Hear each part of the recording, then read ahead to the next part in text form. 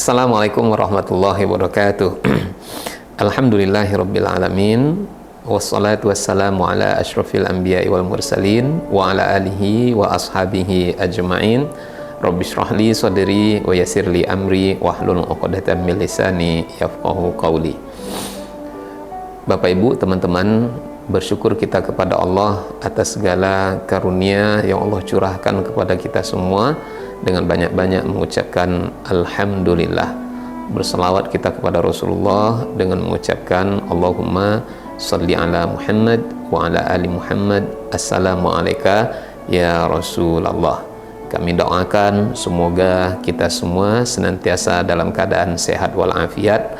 Allah beri kita nikmat kesehatan dan Allah beri kita rezeki yang melimpah ruah, yang penuh dengan berkah. Allah kokohkan keistiqomahan kita dan Allah bahagiakan kita di dunia dan di akhiratnya. Bapak Ibu, teman-teman yang dimuliakan Allah Subhanahu wa taala, pada pertemuan kali ini kita akan sedikit mencoba untuk membahas satu tema tentang pemuda idaman, pemuda-pemuda yang dibanggakan oleh Allah, pemuda-pemuda yang disebut-sebut oleh Rasulullah Sallallahu Alaihi Wasallam. Pemuda hebat itu seperti apa? Pemuda yang dibanggakan itu seperti apa? Pemuda idaman itu seperti apa? Ini yang akan kita coba kita bahas, teman-teman dimuliakan Allah Subhanahu Wa Taala. Ketika kita membaca satu hadis yang terdapat dalam kitab Sahih Bukhari, hadis nomor 660, diriwayatkan dari sahabat nan mulia yang bernama Abu Hurairah radhiyallahu anhu. Dia berkata bahwasanya Rasulullah sallallahu alaihi wasallam bersabda, "Sab'atun yuzilluhumullah yauma la zilla illa zilluh. Imamun adil wa rajulun nasya'a fi ibadatillah." Kata Nabi, ada 7 golongan nanti di hari kiamat yang akan mendapatkan naungan, mendapatkan lindungan, yang akan mendapatkan pertolongan di sisi Allah Subhanahu wa taala. 2 kita sebutkan tadi dari yang 7. Yang pertamanya adalah imamun adil, seorang pemimpin yang adil. Dan yang kedua yang akan mendapatkan naungan itu adalah syabun nasya'a fi ibadatillah, seorang pemuda, seorang pemudi yang tumbuh, yang berkembang dalam bingkai-bingkai ketaatan kepada Allah dan Rasulnya. Nah, Bapak Ibu, teman-teman dimuliakan Allah Subhanahu wa taala, 7 golongan yang akan mendapatkan naungan, perlindungan, pertolongan nanti di yaumil kiamah. 1 diantaranya tadi seorang pemuda yang tumbuh dan berkembang dalam ketaatan kepada Allah Subhanahu wa taala. Nah, dahsyat enggak hari kiamat itu? Sangat dahsyat sekali. Dalam beberapa dalil-dalil kita mendapati saking dahsyatnya di hari itu matahari sangat dekat sekali dengan kepala kita sebagai manusia. Belum lagi ketika kita meniti sirat yang jembatannya bukan seperti flyover yang ada di tempat tinggal kita, tapi saking kecilnya bahkan dia lebih halus lagi daripada rambut yang dibelah 7. Kecil, dahsyat. Satu hari kiamat itu sama dengan 1000 tahun kita hidup di dunia. Perjalanan yang amat sangat panjang sekali. Nah, di tengah perjalanan yang panjang, di tengah panasnya cuaca, panasnya udara, ada orang yang akan dilindungi, dinaungi oleh Allah Subhanahu wa taala. Lebih kurang gambarannya seperti ini, teman-teman. Teman-teman barangkali pas upacara bendera di hari Senin itu kan matahari mulai terik, kita mulai panas, kita mulai gerah. Lalu kemudian setelah upacara kita masuk ke dalam lokal kita, lokal yang di situ ada AC-nya. Senangnya, nyamannya luar biasa. Atau di saat contohnya kita kepanasan di tengah jalan, lalu kemudian kita mampir di mall, mampir di kafe hanya untuk ngadem saja, itu kan nikmat yang luar biasa. Nah, sedikitnya lebih kurang seperti itu teman-teman, indahnya, nikmatnya di saat kita mendapatkan naungan pertolongan Allah di yaumil kiamah. Nah, pertolongan itu akan Allah berikan kepada siapa? Nabi tadi menyebutkan syabun, seorang pemuda. Nah, kita sekarang mencoba menengok siapa saja pemuda-pemuda yang pernah disebutkan di dalam Al-Quran, siapa pemuda yang dibanggakan oleh Rasulullah SAW. Kalau kita buka Al-Quran teman-teman, contohnya tentu kita pernah membaca kisah Nabi Yusuf alaihissalam, seorang pemuda yang tumbuh dalam ketaatan kepada Allah Subhanahu wa Ta'ala. Suatu ketika diuji oleh Allah Azza wa Jalla untuk berhadapan dengan seorang wanita yang paling cantik di masanya. Siapa dianya? Dalam beberapa referensi dalam kitab tafsir sering disebut wanita itu adalah Zulaiha. Zulaiha wanita yang paling cantik di masanya. Kalau kita hari ini mungkin kita menyebutnya selebgram lah. Itu banyak sekali orang-orang yang mengidamkannya, mengidolakannya, banyak orang yang suka kepadanya. Nah, Zulaiha seorang wanita yang cantik, dan Nabi Yusuf alaihissalam pun seorang pemuda yang tampan. Ketika wanita-wanita melihat Nabi Yusuf alaihissalam, sampai-sampai wanita itu hilang kesadaran mereka. Sampai-sampai mereka mengatakan, ma hadza bashar in hadza illa malakun karim. Ini bukan manusia, tapi ini adalah lelaki.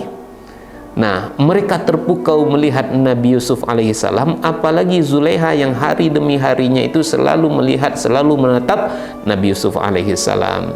Zulaiha ada rasa kepada Nabi Yusuf, dan kemudian kita baca Al-Quran itu dalam surat Yusuf, Nabi Yusuf pun ada sedikit rasa kepada Zulaiha alaihissalam. Makanya Allah menyebutkan di dalam surat Yusuf itu, walaqad hammat bihi wa hamma biha. Lalu puncaknya ketika Nabi Yusuf digoda oleh Zulaiha, digiring, dibawa untuk masuk ke dalam kamar, lalu kemudian diajak untuk melakukan sesuatu yang dibenci, dimurkai oleh Allah Subhanahu wa Ta'ala. Mohon maaf teman-teman, mohon maaf, tidak ada air yang paling menjijikkan dalam syariat kita melainkan air yang ditumpahkan sebelum terjadinya lafaz ijab dan kabul.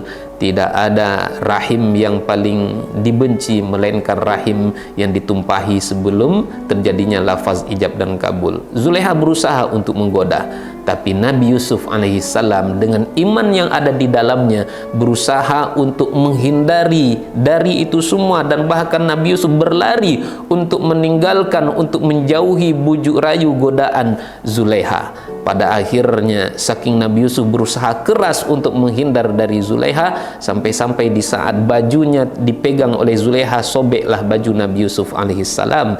Seorang pemuda yang menjaga dirinya dalam ketaatan kepada Allah, dia tidak mau melakukan sesuatu yang dibenci dan dimurkai oleh Allah Subhanahu wa Ta'ala. Yang lainnya siapa teman-teman? Contohnya kita lihat Siti Maryam. Di saat datang malaikat Jibril menyerupai seorang pemuda yang tampan, Siti Maryam berlindung kepada Allah. Inni a'udzubirrahman in kunta taqiyya.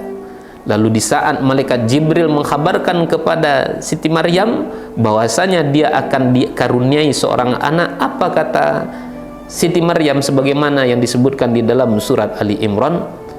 Qalat anna yakunu li walad walam yamsasni bashar. Bagaimana mungkin aku akan punya anak? Walam yamsasni bashar, aku tak pernah disentuh oleh laki-laki. Tuh, pemudi yang luar biasa, dibanggakan, disebut-sebut di dalam Al-Quran, tak pernah disentuh oleh laki-laki. Kalau bahasa kita sekarang mungkin teman-teman kita menyebutnya Siti Maryam itu hanya kenal dengan dua laki-laki, satu ayahnya, yang kedua pamannya. Dengan laki-laki lain dia berusaha untuk menjauhkan diri.